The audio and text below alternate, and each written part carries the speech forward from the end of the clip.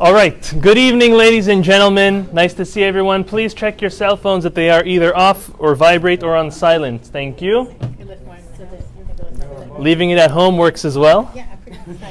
This week we are studying the fourth Torah portion, the fourth Parashat in our Torah. The Parashat is called Vayeira. Vayeira means to see. Well, someone saw. What did he see? Okay, let's take a step back before we speak about what he saw. We're speaking about Abraham. Avraham Avinu was commanded at the ripe age of 99 to circumcise himself. Not an easy thing to do. He was told by God to do it himself. The Midrash tells us that while he was doing it to himself, he fainted. Rightfully so, right?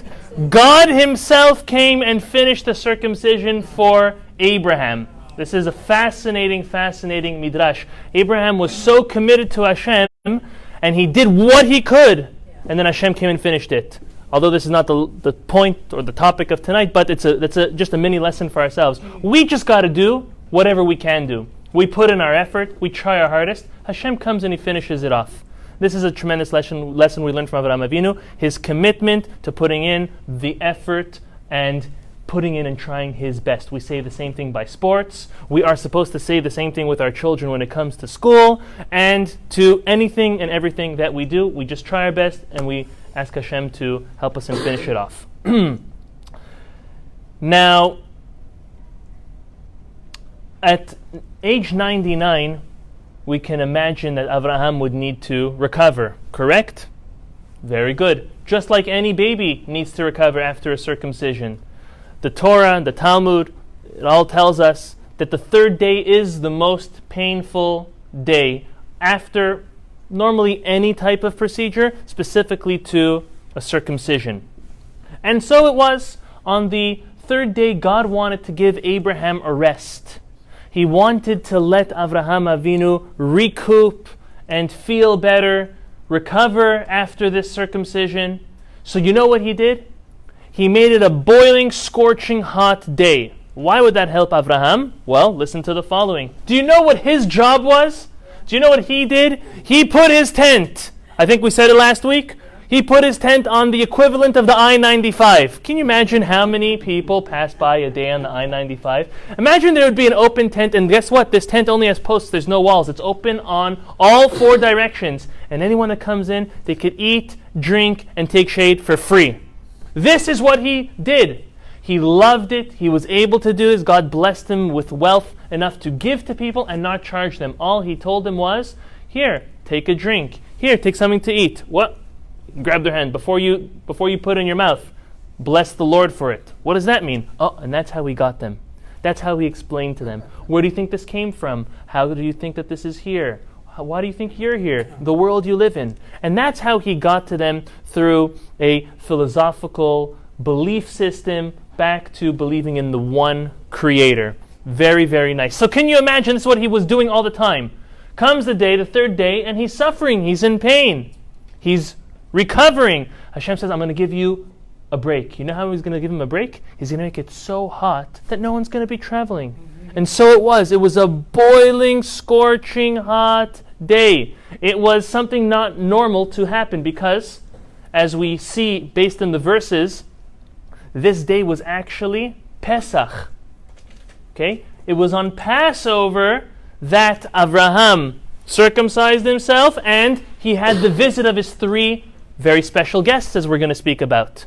How do we know that? The Torah says that he made matzot for them.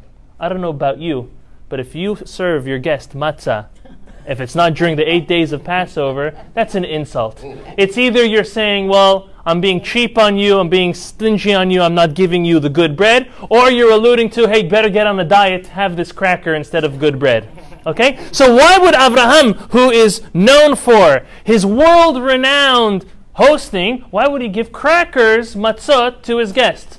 Based on that, our commentaries deduce that it was none other than Pesach.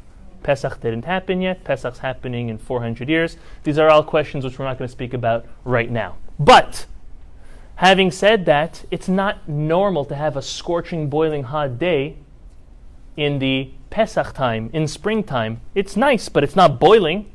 Hashem did it specifically. So hot that no one would travel, so Avraham Avinu could recoup. Comes Avraham, he comes outside and he sees that there's no one coming by. And he's sad. And Hashem comes, can you imagine, to visit Avraham Avinu himself. A special, we all have heard about the concept of Bikur Cholim. Bikur Cholim means going to visit the sick. It's a very, very powerful, very strong mitzvah. It is helpful to the person who is sick. Going and visiting the sick lifts their morale physically, psychologically, and spiritually. You're actually adding towards their healing. And that is why we go to visit those who are sick. We're doing it for them because it helps them. So God came to visit Avraham Avinu. Okay, this is a little bit of the narrative of what's going on. I just want to give us a little bit of an insight on these special guests, and then we're going to get into what the Zera Shimshon asks fascinating questions. There were 3 guests that came to Avraham because Avraham, can you imagine? You have God who comes to visit you, but you're still not happy enough. Why? Because you can't feed God, right? So he's still pressuring. He's like, Hashem, I want to host. I can't go a day in my life without hosting. Because when he hosts, he's able to educate. He's able to bring them closer to Hashem and his Torah. Okay. Hashem finds himself in a predicament, kivyachol, as if. It's too far for me to just have people come and travel. It's too hot. It's the middle of the day already. So Hashem has an idea. Let me send 3 angels. Now, Avraham didn't know that these 3 individuals were angels. Now, this is why the Torah says, Vayeira elav Hashem. So God is appearing, is seen to by Avraham. Be'elonim amre, that's the place where he was camped at. V'hu yoshev petach ha'ohel kechom hayom. He was sitting at the opening of his tent at the boiling hot day, as we just explained what he was doing by there and why it was so hot. Vayisa enav. So he's telling God, God, I need more than this. I need more than you. I need people to bestow blessing, to bestow hospitality upon. He lifts his eyes, Vayisa enav vayar, and he sees Shelosha Nashim nitzavim elav. 3 men coming his way. Oh, what does he do? Vayarotz likratam mipetach ha'oel vayishtachu arza. He runs to them. The guy's 99 years old. He just had a circumcision. We just said the 3rd day is the most painful day. And he's running out of enthusiasm to do a good deed. This is our patriarch. This is our first patriarch. Okay. These 3 angels each have or had a specific purpose. Our commentaries tell us their names. The first one was Michael. The second was Gabriel.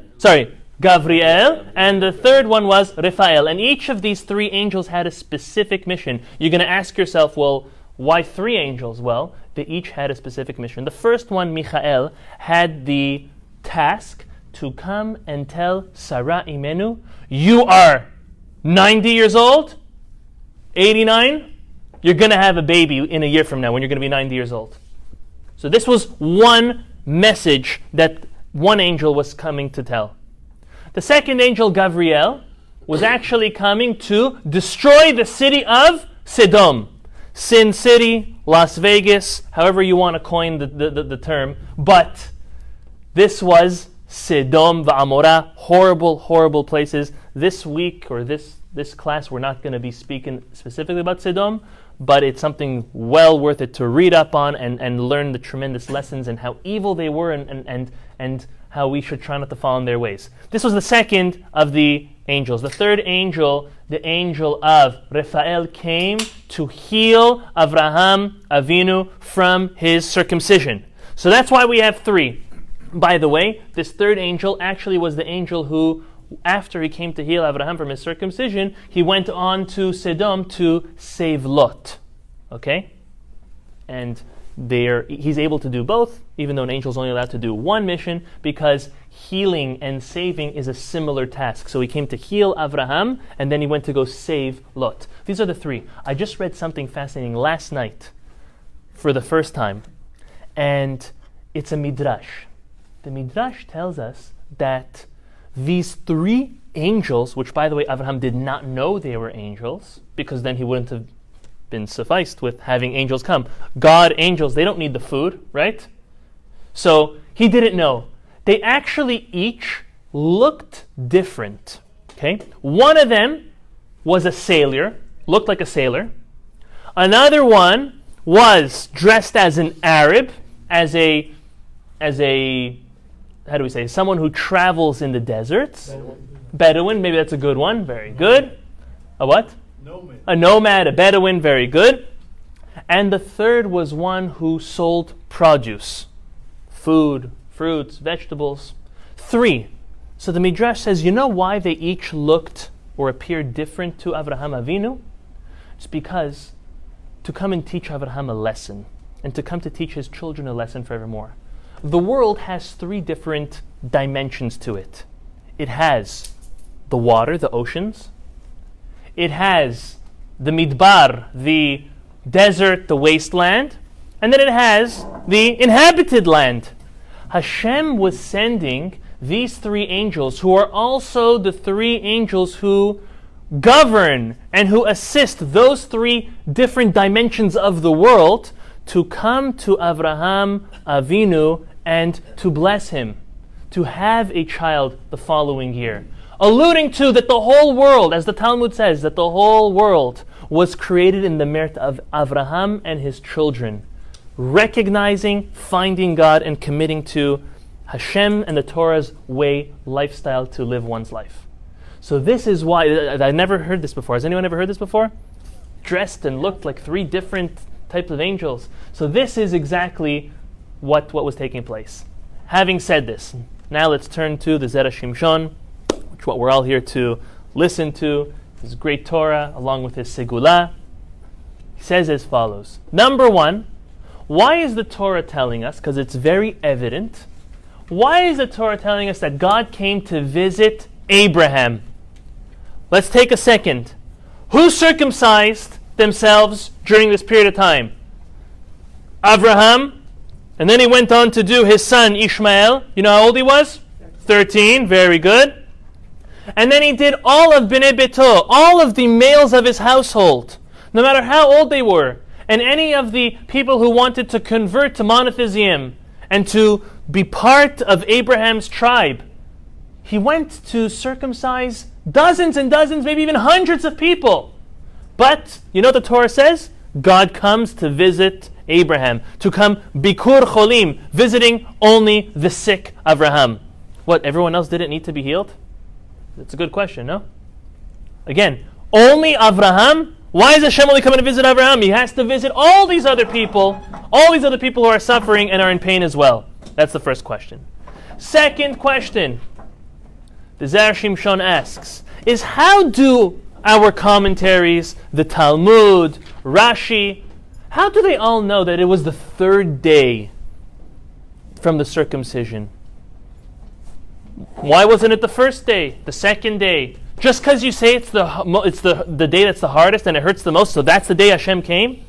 Couldn't it be the 4th or 5th, 1st, 2nd? Why specific, or how does our oral Torah take for granted that it was the 3rd day of Abraham's circumcision that God comes to visit him? Listen to a fascinating answer that Zera Shimshon provides us. It says as follows. The Talmud in Masechet Baba Kama teaches us in the name of Rabbi Shimon Bar Yochai. Is anyone familiar with Rabbi Shimon Bar Yochai? He is not only a Talmudic sage, he is the great author of the Zohar, which is the blueprint to all Jewish mysticism and the Kabbalistic teachings on a deeper level of the world and the universe and the human body that we live in. Rabbi Shimon Bar Yochai tells us something amazing. And again, the Talmud is not a mysterious, well, it is in some aspects a mysterious book, but compared to the Zohar, it's way more straightforward. So he says in the Talmud that Abraham had a special gem, he had a special stone that he wore around his neck. Listen to this. This is the Talmud. This is like black on white. This is not even Zera Shimshon. This is no major novelty. This is black on white in the Talmud. Abraham had a stone that he wore around his neck. This stone had a special power that anyone who would look at this stone would immediately be healed from whatever illness or sickness they have. Fascinating, no? So you're going to roll your eyes and say, come on, Rabbi, maybe in the Talmudic times, I don't believe in these stuff. We've had other times where we've learned about where modern science and even different holistic teachings of the modern and, what's the word I'm looking for? You want to say, help me. Modern day. No, but holistic medicine, let's put it that way. That holistic medicine believes in different gems giving different and special powers or healing properties to the person who touches it, holds it, wears it, even sees it. Okay? I remember as a child, my grandfather, should he live and be well, he one time was very excited about this. He came into the house and he came to my father and my uncles and my brothers and all of us, we think we're pretty macho, and he lifted his hands like this and he's like, push my hands down. And we were able to all push his hands down. Then he grabbed something, I don't know what he had in his hand. He grabbed some type of stone, he put his hand out, and we couldn't push it down. My father, who was much stronger than my grandfather, 2 hands couldn't push his hand down. And then he said, it's because of this stone. No, stop it. Some kind of crystal. So, we're going to leave you at home. We're going to leave you at home next time. So, the Talmud says that Abraham had this very special gem. It was a one-of. Okay? Based on that, what should have happened? Well, everyone after the circumcision should have looked at this gem and been healed right away. Doesn't that make sense? That's exactly what happened. Except for one person, the Zera Shimshon says. One person didn't want to look at it. One person didn't want an easy way out. Guess who that was?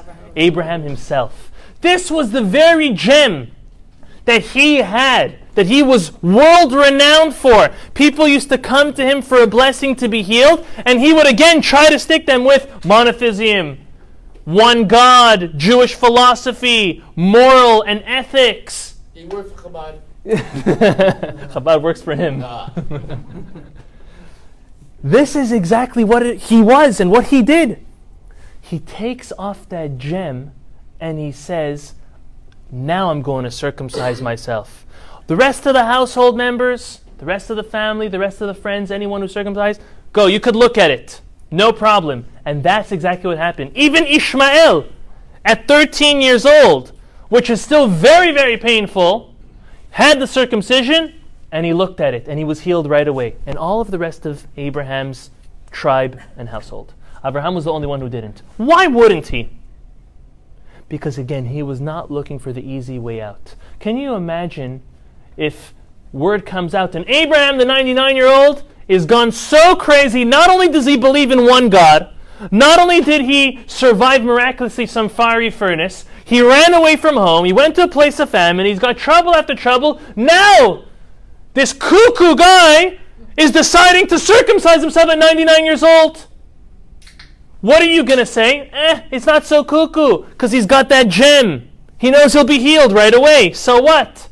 So Abraham didn't want anyone to think that the only reason why he's following God's commandment to circumcise was because he has an easy way out.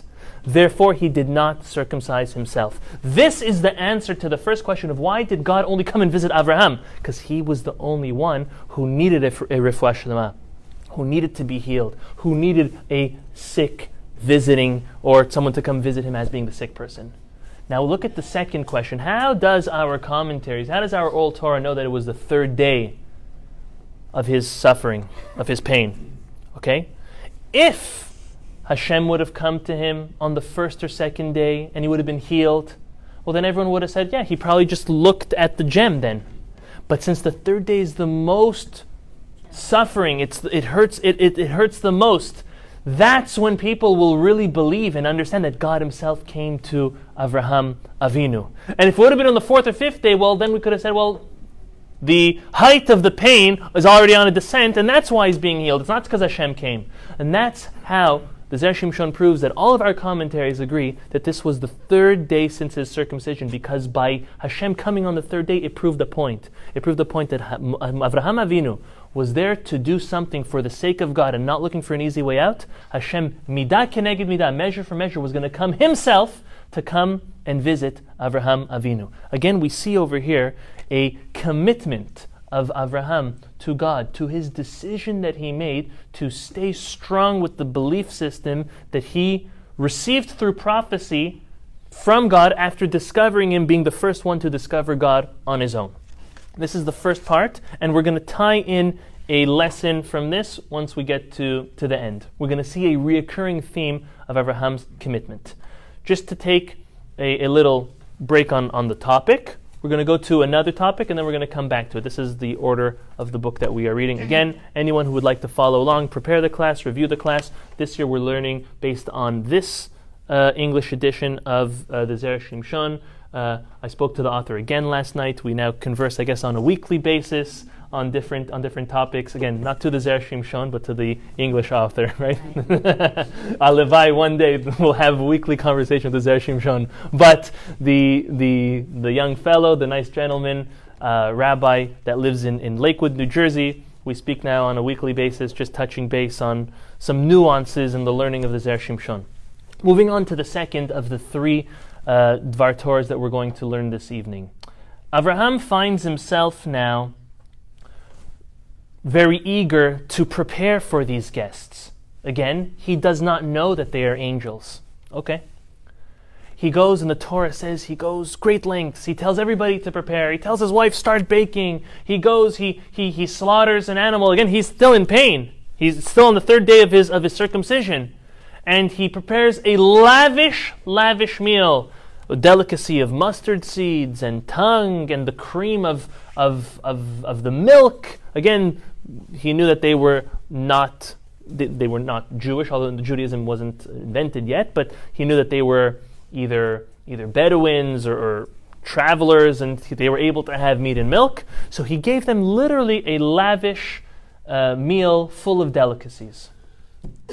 Now, at this point, the Rashi tells us that the angels, and he quotes the Talmud, the angels ate, they put the food in their mouths, but they didn't really eat it. Rather, there was fire in their bodies. Again, they're angels, right? They're angelic beings. There's fire in their bodies that consumed the food, but they didn't really eat it. Where does that come from? Look, this is Rashi. Any chumash, anyone's holding one of these chumashes, it says it here black on white. Okay? These are things that people may not know. The angels are sitting there. They look like they're eating, but the fire within them is consuming the food just to make Avraham think and look like they're actually eating. Okay, where does this concept come from? The Talmud tells us something fascinating.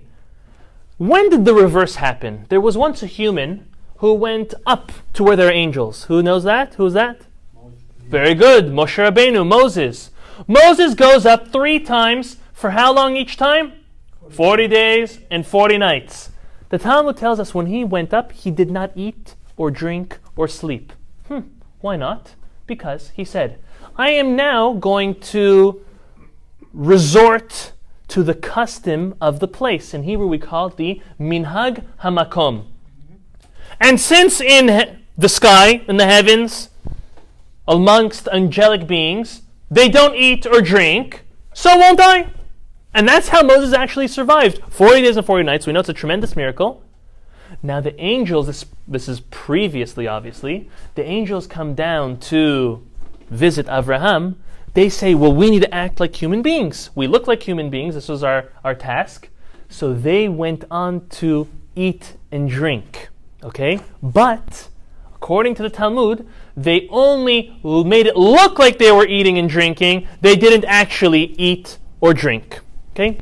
On this piece of Talmud, I'm going to get a little intricate now, but you're going to see it's something very nice. On this piece of the Talmud, there's Tosafot. Tosafot is a commentary, a medieval commentary on the Talmud. A what? Extras. Tosafot, very good. Extras. And he says, by the way, this opinion of the Talmud, this opinion of my grandfather Rashi, that they only made it look like they were eating, but it was really getting burnt up in them, is one opinion. But there's another opinion from a sefer, a book called the Seder Eliyahu Rabbah, it's another midrash, that says that they actually ate what they were served. So we have now two opinions. One opinion that they made it look like they were eating, and the other opinion that these angels actually ate. And then the Tosafot ends off and says, this opinion argues with the previous opinion. Now, anyone who's ever learned Talmud, or any of the Talmudic commentaries, understands that every single word is calculated. They weren't there to just fill up volumes and volumes and volumes. It's all shorthanded. One word, one line means a lot more than just the words that you are reading. There's a lot more into them. There's reading between the lines. The Zera Shimshon says, what was this commentary, Tosafot, thinking by telling us that this second opinion argues with the first opinion? It's obvious. One opinion says it looked like they were eating. The other opinion says that they were actually eating. The Zera Shimshon is scratching his head saying, what's new over here? What's special? Okay, the sky's blue. Are you trying to tell me something about the sky blue? Okay. Listen to what he says. He says it must be that there is another underlying disagreement or difference besides for if these angels actually ate or made it look like they ate. And he says as follows. In the tractate, the volume of Pesachim in the Talmud, says in the Mishnah on page 50 that when a person is in another city, they are to adapt the customs of that city. Whatever the custom is, as long as the custom is not breaking the Torah law, you adapt the custom. Meaning, not like in Sodom, that they were not hospitable to anybody, they didn't help anybody. God forbid, a person came over, they were too short for their bed, they would stretch them. They were too long for their bed, they'd cut their feet. Chas v'shalom. It's ridiculous. Absolutely ridiculous. Okay? Not those type of customs. Good customs that make sense, that fall in with the line of what the Torah and what Hashem asks from us. A person is obligated to follow the customs of the place. Again, that's called minhag hamakom. On that, our commentaries teach us, you know why that is so? It's in order to avoid strife. In order to avoid machloket. And this is why you have to do as everyone else does. Okay? The Zera Shimshon says that would make sense, and that makes sense according to the opinion of the Talmud that the angels ate the food, but only made it look like they were eating it, not really eating it. Why? Because there's a difference. If you're telling me that the reason why you have to do or follow the custom of the place you're in is in order to avoid strife, well, that means that if you're doing something in private, you could do it according to your own tradition. Right? If the whole point of making sure you falling in with everyone else's custom is so not to cause any strife or any discord, so when you do something private at home, you could do it according to your own tradition. Look how the Zera Shimshon says. When the food enters, we're good? All right. That's first, second, third strike, right? You good? Okay. When the food enters the angels' mouths, does anyone see what goes on with that food? No. Does anyone know if they're actually consuming it and digesting it, or if it's being burnt up by fire? No one knows. And for that reason, the Zera Shimshon says, this is where the basis of their difference of opinions lies. Are you obligated to fulfill the custom of the place, even in private, or is it only out in public? According to the Talmud, only in public do you need to follow the custom of everybody in order not to cause strife or discord. However, according to the Seder Eliyahu Rabbah, that's midrash that Tosafot brought, it's even in private. And that's why he says the angels not only put the food in their mouth, they completely chewed it and swallowed it. Now, when it comes to halakha, the basic halakha is you follow the custom, the minhag of wherever you find yourself. Okay? Nowadays, it's very hard to decipher, well, what's the custom? Is the custom Sephardic? Is the custom Ashkenaz? Is the custom Hasidic? Is the custom Litvish? Is what customs are there nowadays? So we say now that really everyone follows their own family custom because the world is so mixed around and you have people from all different countries and all different backgrounds living in different places. But in yesteryear, it was not like that. You immigrated to a place and you took on those very customs. What we see from this piece, what we see from this discrepancy, like, who cares? Did the angels eat it? Really? Or did they make it look like they ate it and then the fire consumed it? Who cares about that? No. There's a sensitivity the Torah is teaching us. There's a sensitivity the Talmud and the commentaries are teaching us. That a person has to really try to fit in with their environment in order not to cause strife, not to cause a disaccord. Because the whole purpose is shalom and peace. The whole purpose is getting along with one another. It's not coming and impressing your ideologies and your customs on someone else. It's rather just going with the flow. Again, it's not like falling into what everyone else does if they're doing the wrong thing. No. It's, well, do you do a certain mitzvah this way or do you do it that way? But as long as they're two valid opinions, well then why have strife and why cause any difference amongst it or because of it? And this is the sensitivity that even the angels, even the commentaries, and how did the angels fulfill the eating of Abraham's meal? They're going into, is it even when you are in private or is it only when you are out in public? But everyone agrees that when you're in public, you try to blend in and fit in with the rest. You sometimes meet certain people that they need to impress their ideologies and their traditions on others. It's like they have to call you out on it, they have to teach you about it. There's some people who just like sharing, but there's other people who like forcing and like causing friction for no reason. That's something that the Torah does not want. That's something that God does not want from you. Okay? That is the second Dvar Torah for this evening.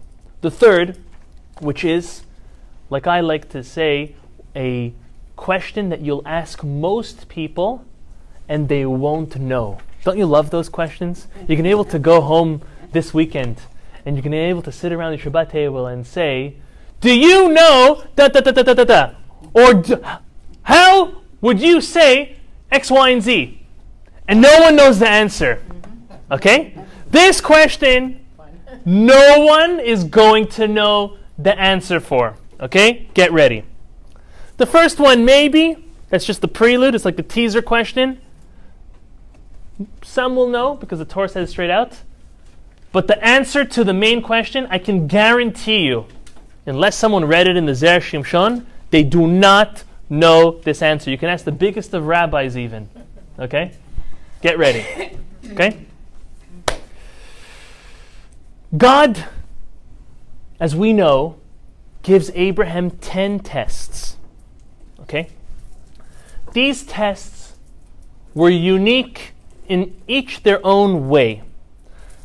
Our different commentaries, the Rambam, the Maimonides, Rashi, the Rabbeinu Ovadia Bartenura, amongst others, all count out what each of these tests were. And they have a little bit of discrepancies between them, but they can all agree on what the last test of Abraham was. Can someone help me? What was Abraham's last test? Very good.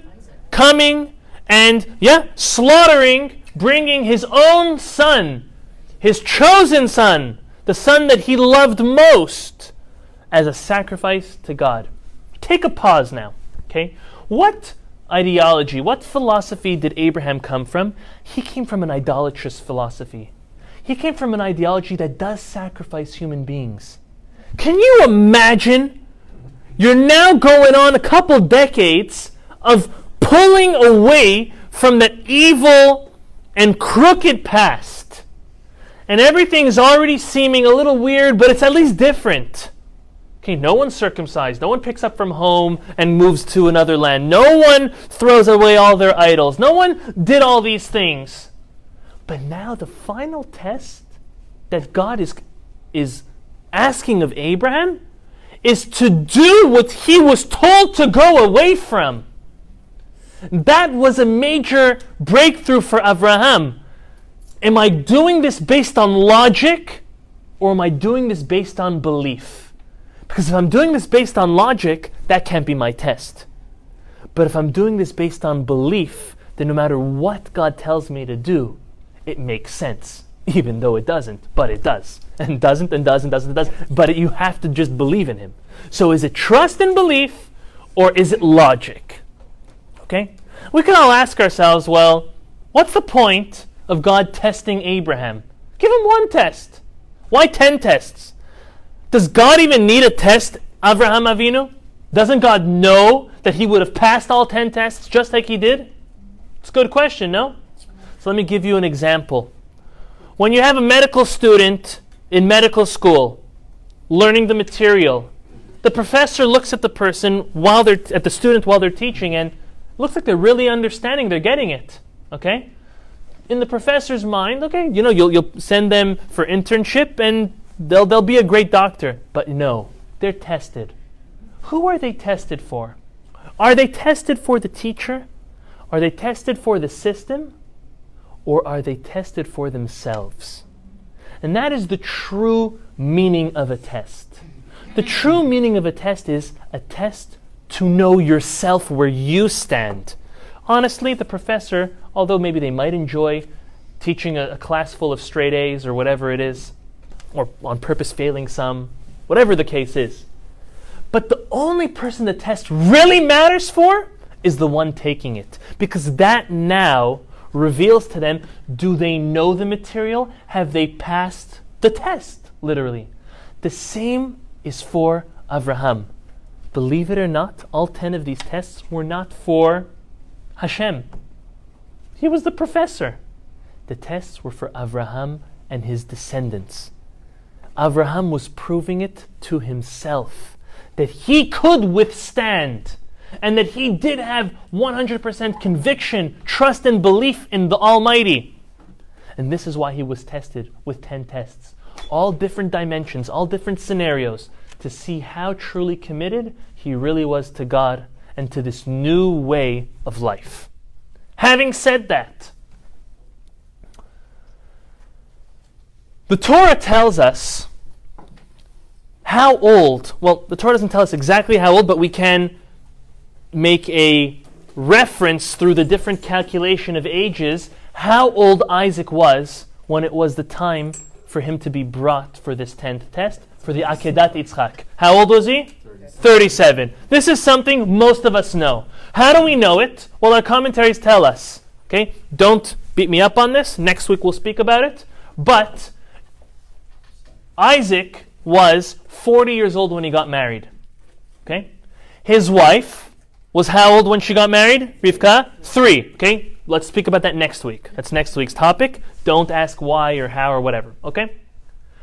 Right after the story of the Akedat Yitzchak, of Isaac being brought up by his father to be sacrificed, the Torah tells us that Mr. Betuel has a daughter named Rivka. So if Rivka is 3 years old when Isaac is 40, minus 3 years, at the Akedat Yitzchak, Isaac must have been 37. Good? This many people know. Listen to a bomb question. Okay? This is the question I can guarantee you no one you know knows this answer. Okay? Except for Ron. Ron, raise your hand. B.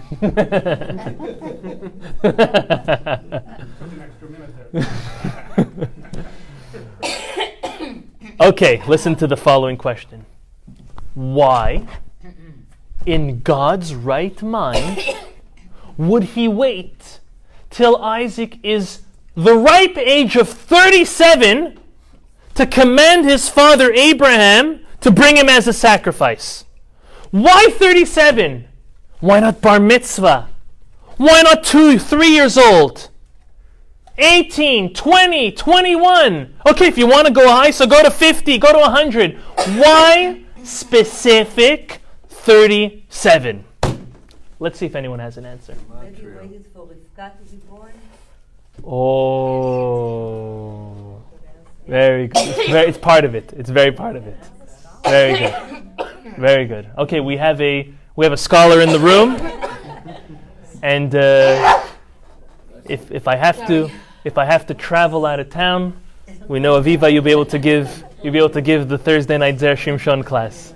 Okay, that's the big part of the answer. That is a big part of the answer. Okay, But the question is intensified with the following. Okay? If we look at, I'm going to open up the verse. It's in chapter 22, verse 1. It says as follows. The verse says, Vayhi achar hadevarim ha'ele. And behold, after these things that just happened, V'ha'elokim nisat Avraham, and now God comes to test Abraham. Vayomer elav Avraham, vayomer hineni. He comes to Abraham, he says, Abraham, where are you? I'm here. I'm like a soldier, ready to do my duty. And then he goes and he tells him, take your son, take him, bring him up, take him to sacrifice. That's the whole thing that we read, that we actually read every morning, starting off Shacharit, and it's the Torah reading, none other than the second day of Rosh Hashanah. And we'll explain why. At this point, the commentaries ask, whenever you say, and behold, it's after the whatever just happened, well, we want to know, well, what just happened? Okay, turn back. What happened over here a little previous, as the commentaries tell us, is that Isaac turns 2 years old. And Abraham does a massive birthday party for him. Sounds nice, right? Can you imagine our patriarch Abraham making a birthday party, a 2-year-old birthday party for his son Isaac? Why was he making a party? Because now Isaac was independent. For the first 2 years of his life, he was nursing from his mother. After those 2 years, he now weaned off her and he was independent. So that's when Abraham made a grand birthday party for him. And he invited all of his royal friends and important people from all over. Very good. The Satan, the evil inclination, comes to God and says, God, look at this. This is the most lavish meal I've seen since the creation of the world. So many people, so great food. The host is an amazing person, as you say, Abraham. I got a question for you, God. How is it that he didn't even bring one sacrifice to you, God? Not one animal, not one bird, nothing. He was only feeding people and indulging, nothing for you, God. So look what God answers the Satan. He answers him in saying, if I would ask my beloved Abraham to sacrifice his own son, he would do so. The Satan says, I'm taking you up on that. And that's what the Torah says, Vayhi achar hadevarim ha'ele, and behold, after what just occurred, this conversation that occurred between the Satan and God. And that's why, right now, Avraham Avinu is taking Isaac. So comes Zera Shimshon and says, well, what happened over here? From 2 years old to 37, we got a 35-year gap. So someone's at fault over here. Either God procrastinated in bringing about this test to Abraham, or the Satan was sleeping at the wheel and waited to bring this claim up to God. Someone was at fault, or something doesn't make sense, as Zera Shimshon says. Listen to an amazing answer. I'm going to first give the Zera Shimshon's 2 second answers because they're not as powerful as his first one. Because I want to end off very strong with his main answer. Okay? He says, take a guess. Go to the beginning of our Torah, right at the beginning, and count 37 times God's name. Okay? You'll have Elokim, Elokim, Elokim, Elokim, which we know is God's name of judgment. Okay? In the first chapter of Genesis, you have God's name of Elokim 32 times. You do not have Hashem's name of mercy, not even once. Okay? Continue on into the second chapter. You count 33, 34, 35, 36. 36 is the first time in our Torah that we find God's name of mercy. And then the 37th name of God is back to Elokim, God's name of judgment, of din. Comes Zera Shimshon and says, Isaac. Okay? Yitzchak Avinu. What did he personify? What was his character trait? His character trait was din, judgment. Before it came to balance that, he was fully chesed, fully compassion and loving kindness. And Yaakov Avinu came and he meshed the two. But that is who Isaac was. Comes Zera Shimshon and says, 37, you know why 37 years old? Corresponding to the 37 times that God's name is mentioned from the beginning of the Torah. You know what precedes that 37th name, which is a name of judgment? Rachamim, compassion, mercy. Mercy precedes the 37th name of God, which means as follows. Hashem asked Abraham to sacrifice his son. Did Abraham sacrifice his son in the end? No! The angel came and told him stop. The angel had to come twice back to tell him stop because Abraham thought he was hallucinating, that maybe the Yetzer Hara, the evil inclination, was trying to withhold him from doing his task. He never sacrificed Isaac. However, God considers as if he sacrificed and burnt Isaac as an offering, and that his remnants of the ashes are actually there on that altar. We actually say this every morning after we read the portion of the Akedat Yitzchak. And I'll quote, we say as follows, Ki'ilu efrot savur umunach al gabei hamizbeach. We say in our prayers, after we read this Torah portion in the morning, Hashem, please bless us, show us favor, compassion, and mercy, and look at the ashes on the altar as if those ashes are there. Our sages teach us that those ashes are considered to really be there even though Abraham never did it, which is compassion, which is mercy.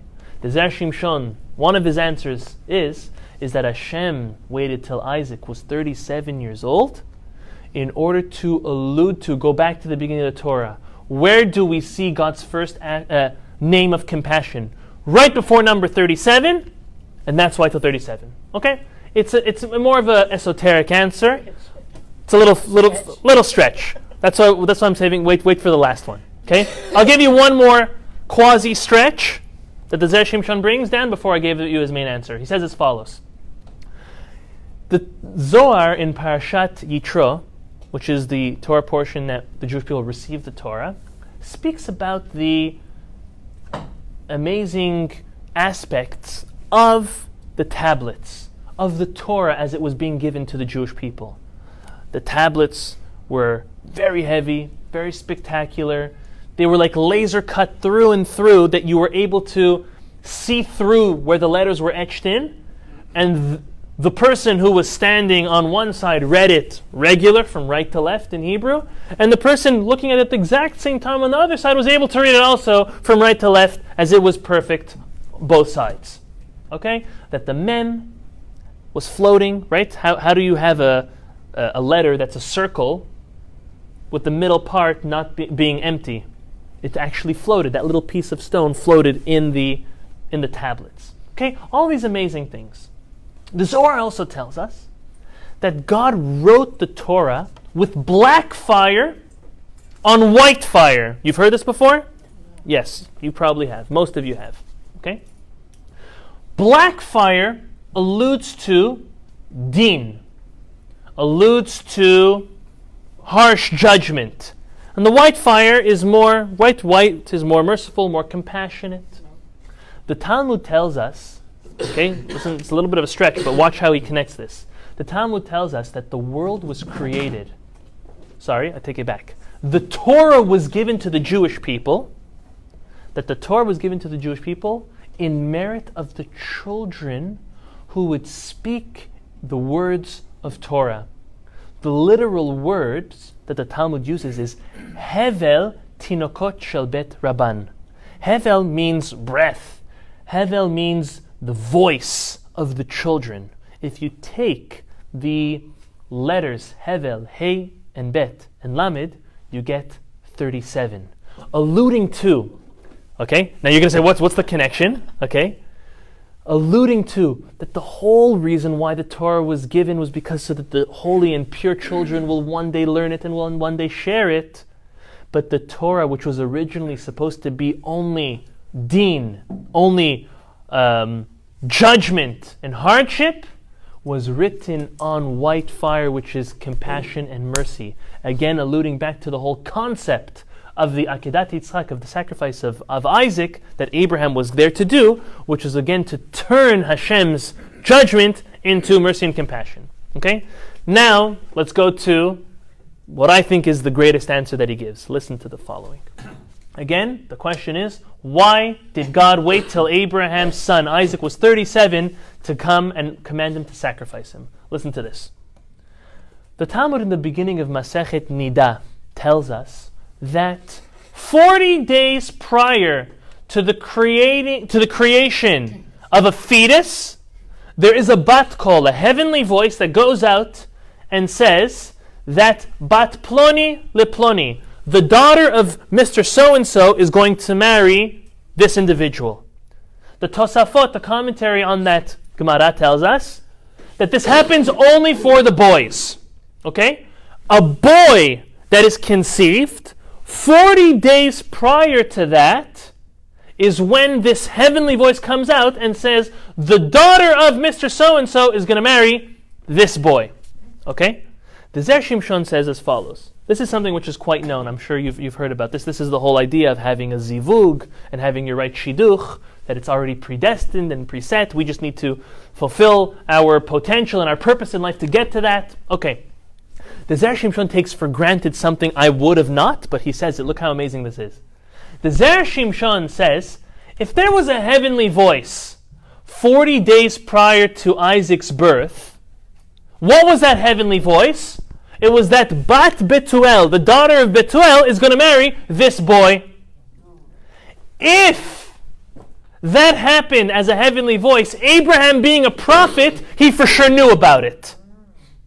Okay? He's taking for granted that Abraham knew 40 days before Isaac got pregnant, he heard this voice of Bat Betuel, the daughter of Betuel, is going to marry this boy. Okay? Having said that, now Abraham knows his son is going to marry specifically the daughter of Betuel.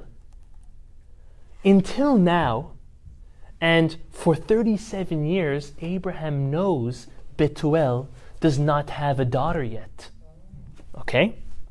Now what would happen if God comes to Abraham and tells him, go and sacrifice your son? You know what Abraham's going to think? It's kind of like that gem idea. Well, what's the point? Let me go. Of course I'm going to go. God's going to for sure stop me beforehand because my son has to marry the daughter of Betuel. That didn't happen yet. Right? Kind of like the whole gem thing. So that's why he put the gem aside. So you know what God was doing, says the Zera Shimshon? God was making this test as real as possible. Even though Abraham heard the fact that his son is going to marry the daughter of Betuel, but Betuel never gave birth to a daughter yet. So the Zera Shimshon says the furthest point away from when Isaac was born would have been the greatest test to test him to sacrifice his son. Or look at it the opposite way. The closest point right before Yitzchak's zivug, Yitzchak's match, the daughter of Betuel is born, would be the hardest test for Abraham, because the longer he waits, the more he says, well, maybe that heavenly voice is disqualified. Maybe that heavenly voice is not coming true. And for this reason, the Zera Shimshon proves that Abraham was commanded at the latest possible moment before Rivka was born to sacrifice his son. You know why? To make it a real test. To make it a test that's a real test. Right? It's not a test. If I tell you, let me see if you can bench press this clear case. Of course you could. You could curl this all day long. Is that a test? No. Are you going to gain from it? No. You might develop tendonitis or something, right? A real test is something that you need to put effort into. Hashem says, I'm going to make it the biggest effort. I'm going to delay it till as soon or as close as before Rivka was born. You know what the Zera Shimshon proves? How he proves this? He says, as soon as Abraham and Isaac come down from the mountain, They come home. What's the first news? Not fake news. No CNN, none of that stuff. The first real news is that besides for his wife passing away, that Betuel has a baby girl. This is a Zera Shimshon's proof that Hashem was delaying as much as possible to make the test as real as possible for this whole test of sacrificing his son. The lesson we learn. Okay, so is everyone very clear on the answer? We said a lot of things, but the answer is in order to make it a real test, Hashem had to wait till Yitzchak was as old as possible, to the last possible moment, till his zivug, till his match made in heaven was born. And that's a very simple math. 40 minus 3 is 37. That's why Hashem had to wait till he was 37. Okay, it's because it's a very good question. As a conclusion, as a lesson from, I want to say, the first concept we said about that special gem, as well as this concept of Hashem making it a real test for Avraham, Avraham was not looking for any shortcuts. And Hashem was not looking to give Avraham any shortcut either. Hashem was really, really looking to see if this individual is committed. And guess what? He passed the test. His commitment is something that we as his descendants are able to tap into. Anything that our forefathers, any ancestor, but specific to our forefathers, Abraham, respective, and Isaac and Jacob, each respectively, anything that they excelled in, anything that they conquered, anything that they passed as a test, we have as their descendants mere access to jump ahead to those heights. We sometimes find ourselves having commitment issues, having issues of knowing what the right thing is, but then actually doing what the right thing is. This is something that our forefather Abraham excelled in. He passed this test in flying colors. He did great. This is something that we are able to tap into as his descendants. We should not look for we should not look for the easy way out, but we should not look to pain ourselves at the same time. We have to find this medium of when we're going through something in life, of not complaining about it, looking for a solution, but growing with the struggle. Growing with it because we know there's a purpose. You know why there's a purpose? Because Hashem is sending it there for you. Hashem tests us also. We don't have these grand tests like Abraham did. We wouldn't be able to withstand the 10 tests that Hashem gave to Avraham Avinu. Hashem only gives you a test that you can succeed, that you can pass with flying colors. But just like any test that any teacher, any professor gives, not everyone passes.